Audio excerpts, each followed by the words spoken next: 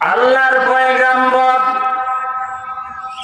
হযরত নূহ আলাইহিস সালাতু ওয়াস সালাম যদি মহান আল্লাহ সুবহানাহু ওয়া তাআলা ওই সময় আমাকে সৃষ্টি করতেন, আর ওই সময় যদি আল্লাহ তাআলা আমাকে পৃথিবীর মধ্যে সৃষ্টি করতেন, করার পরে যদি আমাকে আল্লাহ সুবহানাহু ওয়া তাআলা অল্প হায়াত দিতেন, তাহলে ওই সময়ে ওই যুগের মধ্যে আমার কোনদিন ঘর বাড়ি বাঁধার কোনো প্রয়োজন ছিল না, স্বামী গ্রহণ করার প্রয়োজন ছিল না।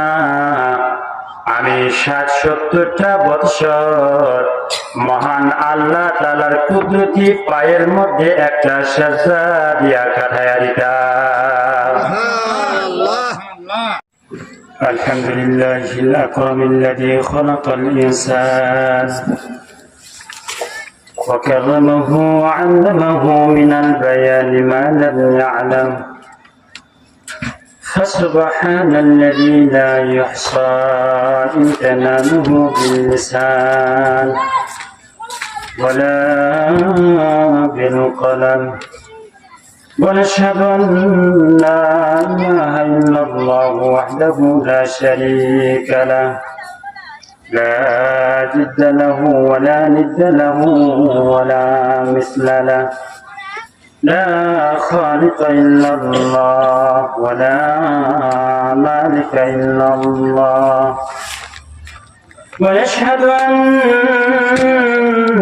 سيدنا وسندنا وحبيبنا وحبيب طبيبنا وأولانا ومولانا محمدا عبده ورسوله الذي أرسل إلى الناس كافة بشيرا ونذيرا وداعيا إلى الله بإذنه وسراجا منيرا. أعوذ بالله من الشيطان الرجيم. بسم الله الرحمن الرحيم. والعصر إن الإنسان لفي خسر إلا الذين آمنوا وعملوا الصالحات وتواصوا بالحق وتواصوا بالصبر. بارك الله لنا ولكم في القرآن العظيم، ونفعنا وإياكم بالآيات والذكر الحكيم. عن عباس رضي الله تعالى عنه قال: قال رسول الله صلى الله عليه وسلم: 4 من أعطيهن فقد أعطيهن خير الدنيا والآخرة: قلب شاكر ولسان ذاكر وبدن على البلاء صادق وزوجة لا تبغيه خونا في نفسها ولا ماله. صلى الله على سيدنا ومولانا محمد وعلى آله وصحابه وسلم. صلى الله على سيدنا ومولانا محمد وعلى آله وأصحابه وسلم. بلغ العلا بكماله كشاف الدجى بجماله حسنت جميع خصاله. صلوا عليه وآله. उल्फत में बराबर है वफा हो के जफा हो, हर चीज में लज्जत है अगर दिल में मजा हो ला इलाहा इल्लल्लाह ला इलाहा इल्लल्लाह ला इलाहा इल्लल्लाह ला इलाहा इल्लल्लाह ला इलाहा इल्लल्लाहु मुहम्मदुर रसूलुल्लाह सल्लल्लाहु अलैहि वसल्लम। निहायत काबिल एहतराम উপস্থিত সমাবেত প্রাণপ্রিয় মুসল্লিয়ান কিরাম ও সর্বস্তরের মুসলমান ভাইয়েরা, কলেজ স্কুল মাদ্রাসার ছাত্র বন্ধুগণ, পর্দার আলারের অবলা সফলা মা ও ভগ্নীগণ, আল্লাহ সুবহানাহু ওয়া রাব্বুল ইজ্জতের দরবারে অসংখ্য আর অগণিত শুকরিয়া আদায় করছি যে মহান আল্লাহ সুবহানাহু ওয়া তাআলা আপনাকে আমাকে মহান আল্লাহ তাআলার মহাগ্রন্থ কোরআন তথা হেদায়েত গ্রন্থ কোরআনের ডাকে সাড়া দেওয়ার মতন আল্লাহ তাআলা তৌফিক সুযোগ ব্যবস্থা আল্লাহ তাআলা করে দিয়েছেন। এজন্যই মহান আল্লাহর দরবারে শুকরিয়া আদায় করি, বলি আলহামদুলিল্লাহ। ধর্মরায় মঙ্গলশ্রী যুব সমাজের উদ্যোগে সুখালী আটপাড়া নেত্রকোনার চতুর্থ বার্ষিক ইসলামী মহাসম্মেলনের বর্তমান অধিবেশনের সভ্যবাদী সভাপতি এখানে তশরিফ আনয়ন করবেন দেশের সর্বস্তরের বুজুর্গানে দ্বীন হযরত উলামায়ে কেরাম। আমি আপনাদের সামনে মহাগ্রন্থ কোরআন তথা হেদায়েত গ্রন্থ কোরআনের 30 নম্বর পারা ছোট্ট একখান সূরা সূরাতুল আসর আমি খুতবার ভিতরে তেলাওয়াত করেছি। কোরআনুল কারীমের ভিতরে 114টি সূরা আছে। তোর মধ্যে এই সূরার সিরিয়াল নং হচ্ছে 103 নাম্বার। এই সূরাটা যদিও দেখতে ছোট, কিন্তু এই সূরার এত মর্যাদা, এত ইজ্জত, এত শান। তাফসীরে মাআরিফুল কোরআনে ইমাম শাফি রহমাতুল্লাহি আলাইহি লেখেন, কোন ব্যক্তি যদি সূরাতুল আসরটাকে কেন্দ্র করে তার জীবনটাকে পরিচালনা করে, এই ছোট্ট সূরাটি তার জীবন পরিচালনার ক্ষেত্রে যদি সর্বদা সম্মুখীন রাখে, মহান আল্লাহ তাআলা ওই ব্যক্তিকে মরণের পর নিরাপদে জান্নাত পর্যন্ত পৌঁছায় দিলেন। আর একটু জোরে কই না সুবহানাল্লাহ। তাহলে সূরাটা যদিও ছোট, কিন্তু মর্যাদা দিতে ছোট না বড়? জোরে বলেন। কোরআনুল কারীমের ভিতরে এরকম ছোট ধরনের 3 আয়াত বিশিষ্ট সূরার সংখ্যা হলো 3টি। কয়টি? 3টি। একটি সূরার নাম হচ্ছে সূরাতুন নসর, যেটাকে আমরা ইযা জা নাসরুল্লাহ বলেছি। আরেকটা হলো সূরাতুল কাউসার, যেটাকে আমরা ইন্না আ'তাইনা সূরা বলেছি। আরেকটি হলো সূরাতুল আসর, যেটি আমি খুতবার ভিতরে তেলাওয়াত করেছি। এই সূরার ভিতরে যে দিক নির্দেশনা আল্লাহ তাআলা দিয়েছেন, প্রত্যেকটি মানব জাতির জন্য কেবল এই সূরাটি হেদায়েত প্রাপ্ত হওয়ার জন্য যথেষ্ট রাখে। আর জোরে বলেন সুবহানাল্লাহ। এই সূরার শুরুতে আল্লাহ সুবহানাহু ওয়া তাআলা ওয়াও একটি শব্দ প্রয়োগ করে ওয়াও এ কসমিয়া দিয়ে আল্লাহ তাআলা কসম করেছেন, ওয়াল আসর। আসর দ্বারা যে শব্দটি প্রয়োগ হয়েছে তা হলো সময়, কাল, হায়াত। কথা বুঝুন আপনারা? এই সূরার শুরুতেই আল্লাহ সুবহানাহু ওয়া তাআলা হায়াতের শপথ করেছেন। আচ্ছা, শুকরিয়া বাইরেকে জিজ্ঞাসা করি, আল্লাহর কি কোনো কাজের ক্ষেত্রে, কোনো কিছুর ক্ষেত্রে আল্লাহ তাআলার কি কসমের কোনো প্রয়োজন আছে? না। আপনি জোরে বলুন। আল্লাহ সুবহানাহু ওয়া তাআলার কসম করার কোনো প্রয়োজন ছিল না, কিন্তু এই সূরার শুরুতে সর্বপ্রথম আল্লাহ তাআলা হায়াতের কসম করেছেন। আল্লাহ হায়াতের কসম করে বলেন, ইন্নাল ইনসানা লাফি খুসর, নিশ্চয় প্রত্যেকটি মানুষ হায়াতের দিক দিয়ে সে লসে আছে। নিশ্চয় প্রত্যেকটি মানুষ হায়াতের দিক দিয়ে কিসে আছে? লসে আছে। হায়াত তাহলে কিরকম মূল্যবান সম্পদ? তাফসীরে তাফহিমুল কোরআনের ভিতরে উল্লেখ করা হয়েছে, হায়াত এমন একটি বস্তু, হায়াত এমন একটি জিনিস, আপনি আমি কাজে লাগাই বা না লাগাই, হায়াত মুহূর্তে মুহূর্তে কমতেছে, ঠিক না? হায়াতের উদাহরণ ক্ষেত্রে মুফাসসিরিন কেরাম বিভিন্ন রকম উদাহরণ করেছেন। এর মধ্যে একটি উদাহরণ যে হায়াত মানুষের বরফের মতো।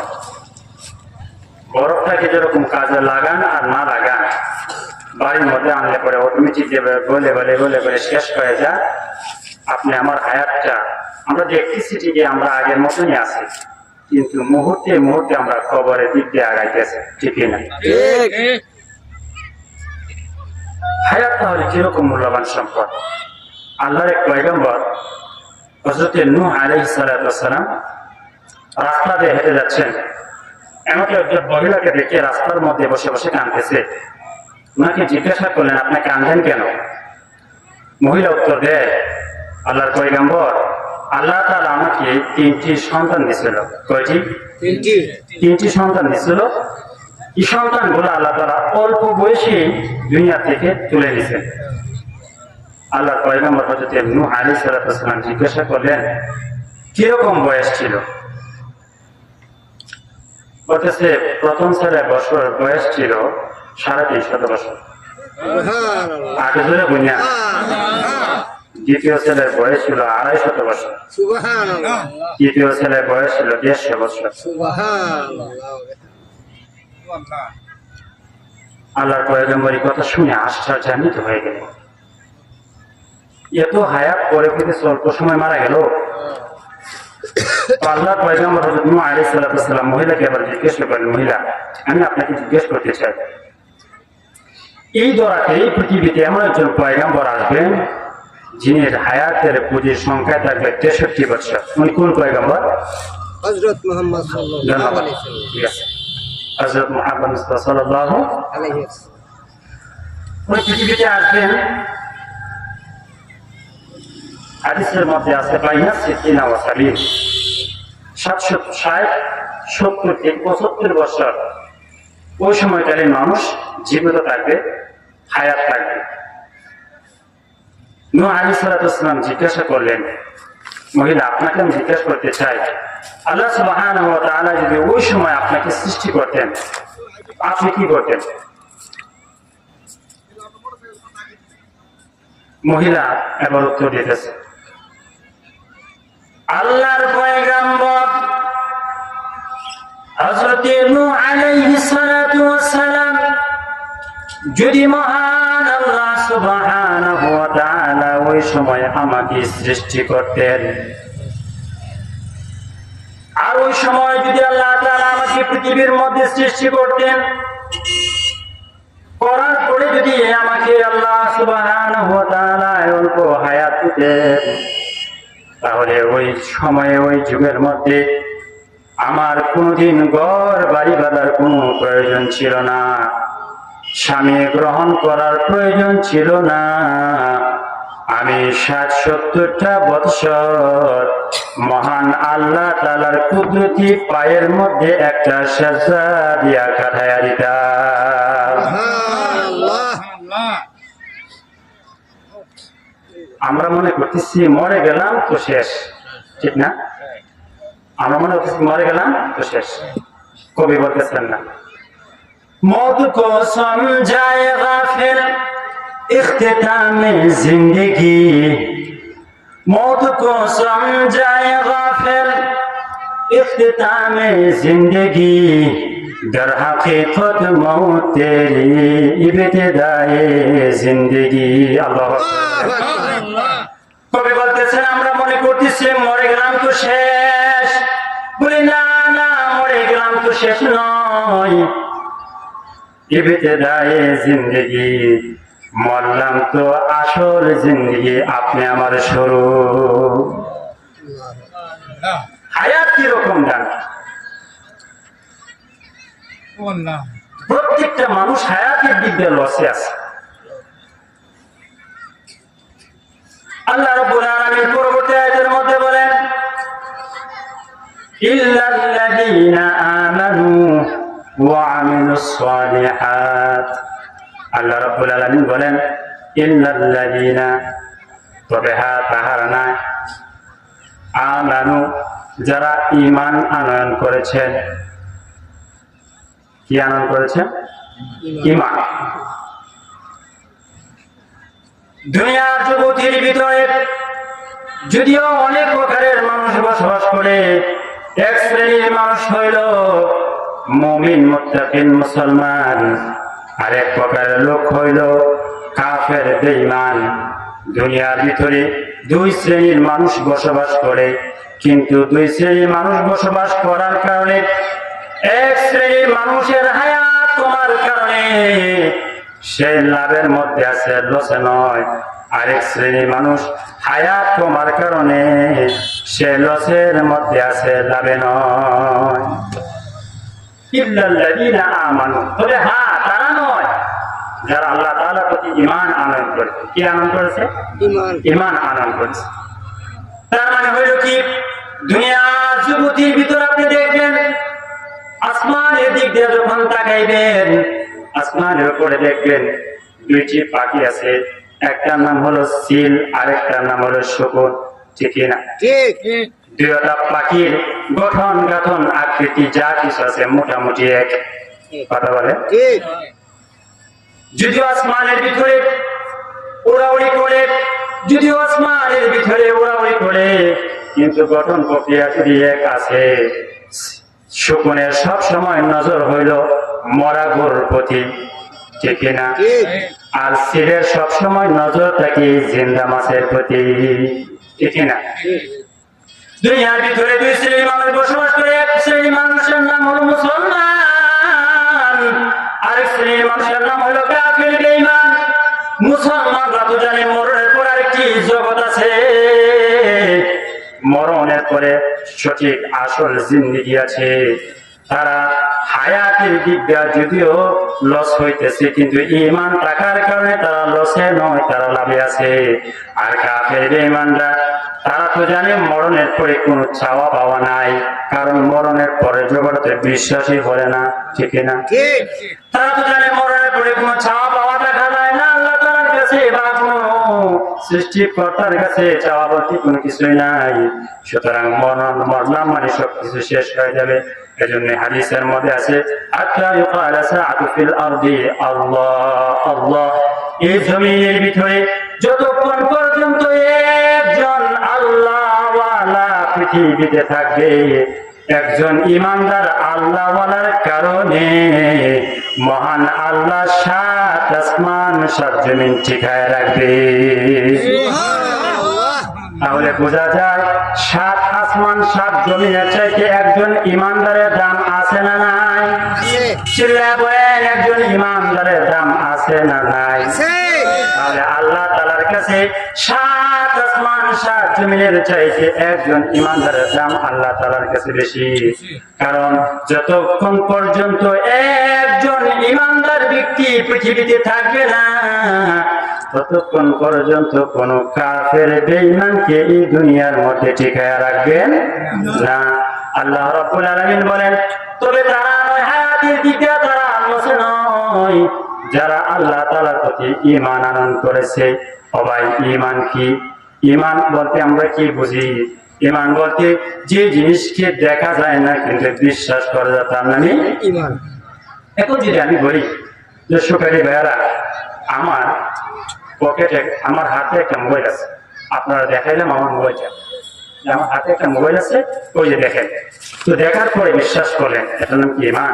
না, এর নাম হলো মুশাহাদা। মুশাহাদা। দেখে বিশ্বাস করে না, মুশাহাদা। মুশাহাদা।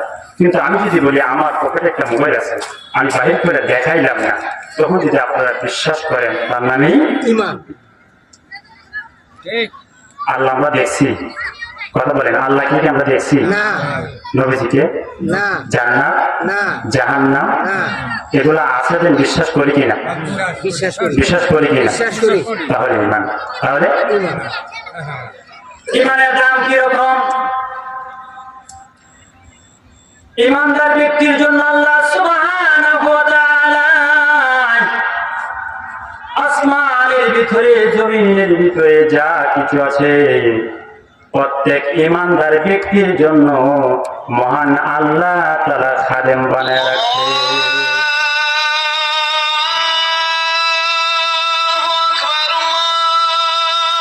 ভাই আমার বন্ধুরা, আমার গভীর মনোযোগ কথাগুলো শুনুন। ঈমানদারের দাম কিরকম? আল্লাহর এক বান্দী ছিল যার নাম হলো মাইমুনাতুস সাওদা। নাম কি? মাইমুনাতুস সাওদা। আর ওই জামানার একজন বুজুর্গ ছিল,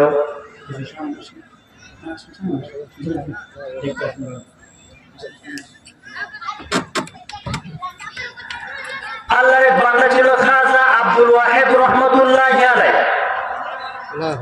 খাজা আব্দুল ওয়াহিদ রহমতুল্লাহি আলাইহি আল্লাহ রাব্বুল আলামিনের কাছে বলতেছেন, রব্বে কারীম, আয় আল্লাহ, তুমি তো জান্নাতের ভিতরে জোড়া জোড়ায় জান্নাতের ভিতরে প্রবেশ করাইবাই, তাহলে আমার আফসোস, আমার আক্ষেপ, রব্বুল আলামিন জান্নাতের ভিতরে যাকে আমার জান্নাতের সঙ্গিনী বানাইবা ওই ব্যক্তিরা যদি দুনিয়াতে দেখাইতা তাহলে মনের একটা আশা করা হইতো। আল্লাহ রাব্বুল আলামিন আল-হামিয়াতির ভিতরে হযরত খাজা আব্দুল ওয়াহিদ রহমাতুল্লাহি আলাইহিকে জানাই দিলেন, আপনার সঙ্গিনী অমুক জায়গার মধ্যে বসবাস করে, আপনি যদি দেখতে চান দেখতে পারবেন। ওই ওনার জান্নাতের সঙ্গিনীকে দেখার জন্য যখন ছুটে গেলেন, এমন অবস্থায় শুনে তার ঠিকানা হলো আফ্রিকার জঙ্গলে। কোথায়? আফ্রিকার জঙ্গল।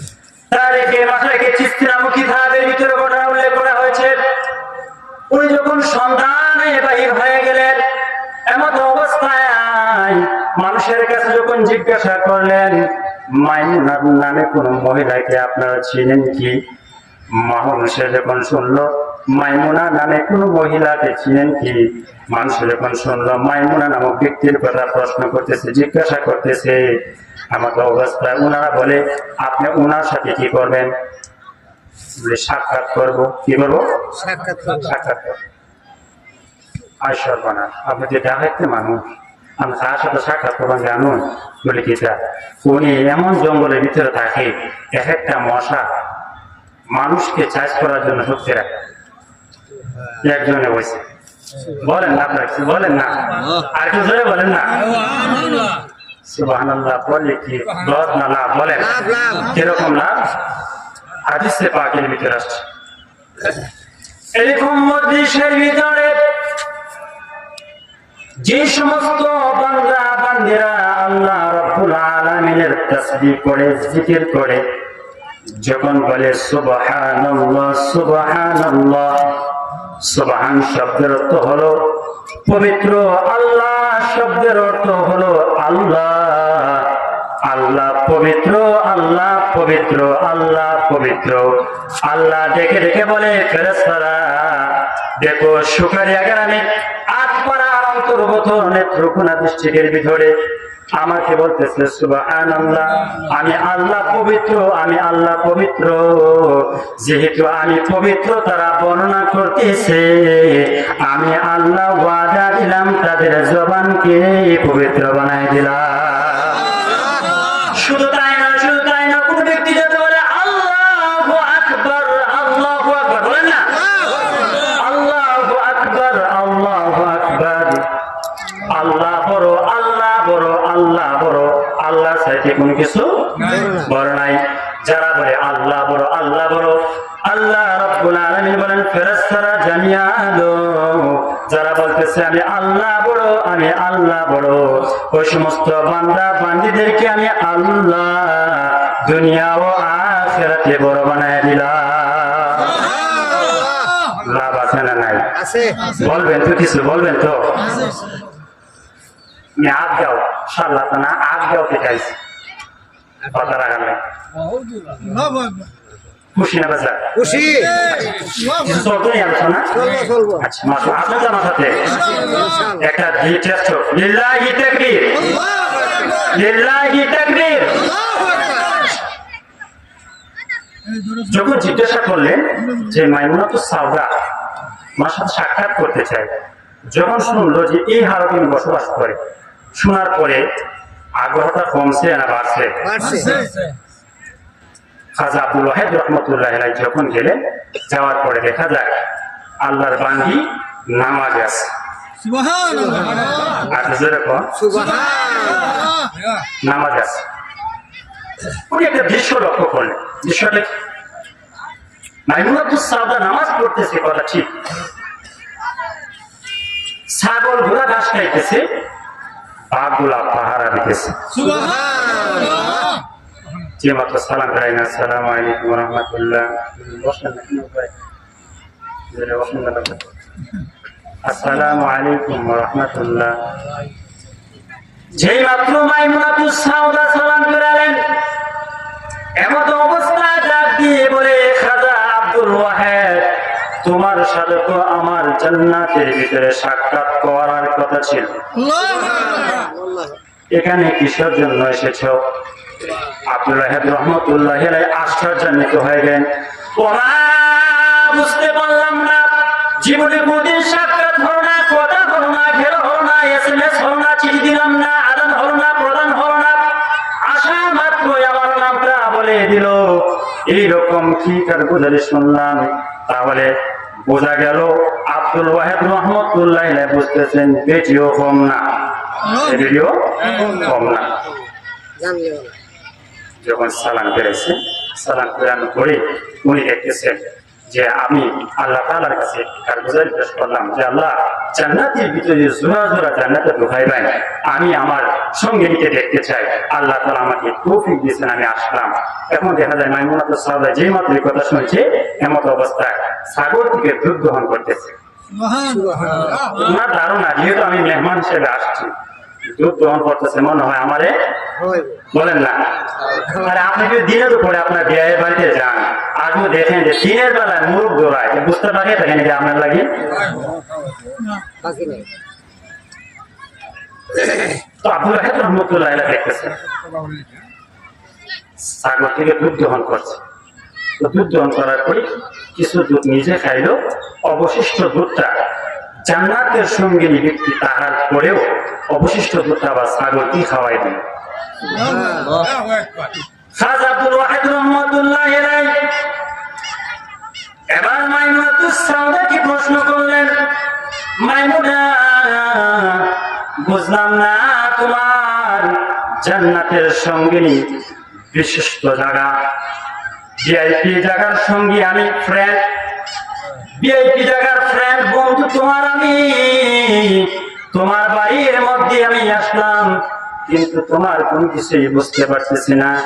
এক নম্বর প্রশ্ন, বাড়িতে যে মাত্র তোমার সীমানার ভিতরে আমি আসলাম, আসার পরে তুমি আমার নামটা কিভাবে বললা? জানা দরকার আছে। দুই নাম্বার, আমি আসার পরে আরেকটি দৃশ্য দেখলাম, তুমি নামাজরত অবস্থায় ছিলে, ছাগলগুলা ঘাস খাইতেছিল আর বাঘগুলা চতুর্দিক দিয়ে ছাগলগুলাকে পাহারা দিতেছিল। দুই নাম্বারে বুঝলাম না। তিন নাম্বার, আমার সামনে তুমি ছাগলের দুধ স্তন থেকে দুধ দহন করলা, আমি আশা ছিলাম আমাকে তুমি খাওয়াইবা, কিন্তু দুধটা তুমি অর্ধেকটা নিজে খাইলাই, অবশিষ্ট দুধটা আবার ছাগলকে খাওয়াই দিলাম, বুঝলাম না। মাইমুনাতুস সাওদা যে প্রশ্নের উত্তর ছাড়া দিয়েছিলেন, আমার আলোচনার পয়েন্টের আলোচনা এখন আসতেছে।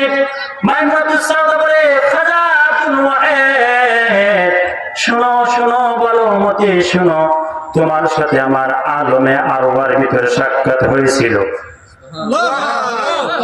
ওই সময় তোমার রূহটা আমার রূহের পাশাপাশি ছিল। ওই পাশাপাশি থাকাকালীন তোমার শরীরের ঘ্রাণ আমার নাকে লাগছিল। তুমি আমার বাড়ির সীমানায় আসার পর তোমার শরীরের ঘ্রাণ আমার নাকে লাগতেছিল। আল্লাহ বলি বান্ধিত কথা মানে আল্লাহ বলি বান্ধিত। বুঝলাম 1 নাম্বার 2 নাম্বার বুঝলাম না। তুমি নামাজ পড়তেছিল তো নামাজ পড়তেছিল, ছাগল গুলা গাছ খাইতেছিল, বাঘগুলা পাহারা দিতেছিল। মাইমাদুর সাহাবা বলে এটা বোঝার আগে 2 নম্বরটা 3 নম্বরটা বুঝেন। যেহেতু ওই ছাগলের রাখালি নিয়ে আমি কিন্তু মালিক না, মালিক আমাকে অনুমতি দিয়েছে আমার যখন প্রয়োজন হয়, যখন সময় হয়, যতটুকু খাবারের প্রয়োজন হয় ততটুকু দুধ আমি খাওয়ার জন্য মালিক আমাকে অনুমতি দিয়েছে। বিদায় আমি ছাগলের রাখালি হওয়ার পরেও আমি আমার দুধ যতটুকু খাওয়ার প্রয়োজন হয় ততটুকু খাইলাম।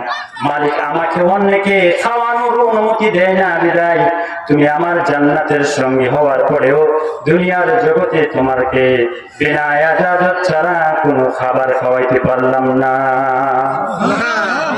3 নম্বর হলো ও আব্দুল্লাহ, তুমি যখন এখানে আসলে আসার পরে দেখলে আমি নামাজরত ছিলাম, যদিও নামাজ পড়তেছি, ছাগল গুলা ঘাস খাইতেছিল, বাঘ গুলা পাহারা দিতেছিল। হে আব্দুল ওয়াহেদ, আল্লাহ রাব্বুল আলামিনের প্রতি যদি খাঁটি ঈমানওয়ালা হওয়া যায়, মনে আছেনি? আল্লাহ রাব্বুল আলামিনের প্রতি যদি খাঁটি ঈমানওয়ালা হওয়া যায়, ঈমানদার হওয়া যায়, ভাগ ভাল্লুক কেন, সাপ বিচ্ছু কেন, এমনকি তামাম পৃথিবীর মাখলুকাত ঈমানদারের খাদেম হয়ে যায়। ঈমানদারের সামনে দুনিয়ার কোন জিনিস মূল্য নাই। সুতরাং যারা ঈমান